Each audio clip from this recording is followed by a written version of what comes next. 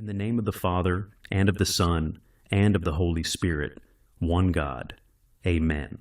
A brief overview of the Book of Exodus. The Book of Exodus is the second of the 5 books of the law, known as the Torah in the Old Testament, following the Book of Genesis.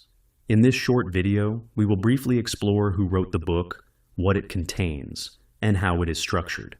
The Book of Exodus authorship.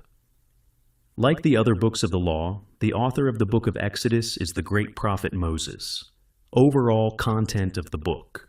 The Book of Exodus continues the sacred history begun in Genesis, which recounts events from the creation of the world, up to the time when the children of Israel came down into Egypt. In the Ge'ez tradition, the Book of Exodus is also known as ዘፀአት. The word Exodus, or ዘፀአት in Ge'ez, means to depart or to go out. The book derives its name from the central event it describes, especially in chapters 12 to 15, how God delivered the children of Israel from slavery in Egypt.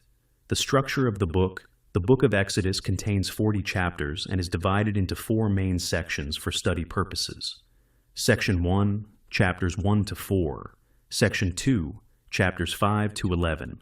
Section 3, chapters 12 to 15. Section 4, chapters 16 to 40. Section 1, chapters 1 to 4. The Book of Exodus opens with the account of Jacob, also called Israel, and his household entering Egypt, as recorded in Genesis. In Egypt, a new king arose who did not know Joseph. He said, "Behold, the people of the children of Israel have become numerous and mighty. Should war arise, they may join our enemies, fight against us, and depart from the land." Because of this, the Egyptians subjected the Israelites to harsh oppression. Pharaoh also commanded that every newborn son of the Hebrews be thrown into the river. However, one child was saved, Moses, who was drawn from the water and raised in Pharaoh's household.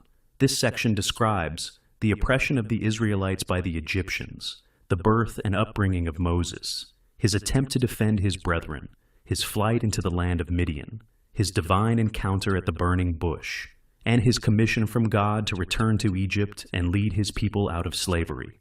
Section 2, chapters 5 to 11. This section declareth the appearing of Moses and Aaron before Pharaoh, the increase of oppression upon the children of Israel, and the 10 plagues which came upon Egypt because of Pharaoh's hardness of heart.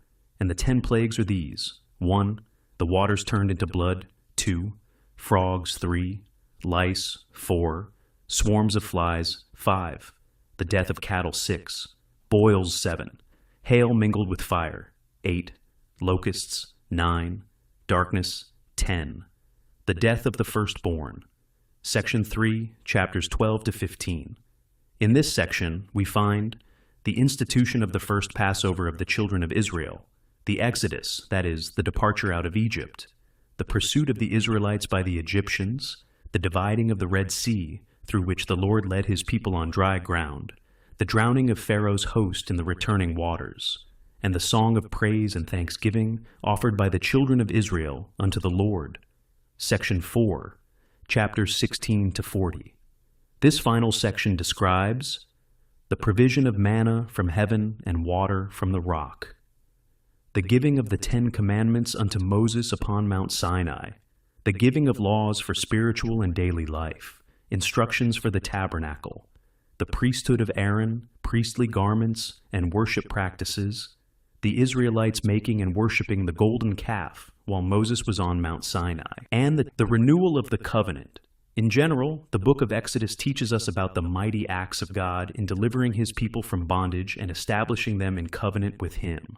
God willing, we will continue to present studies on various portions of the Holy Bible. We humbly ask you to share this channel, subscribe, and support this ministry by helping to spread the word of God. Glory to God forever. Amen.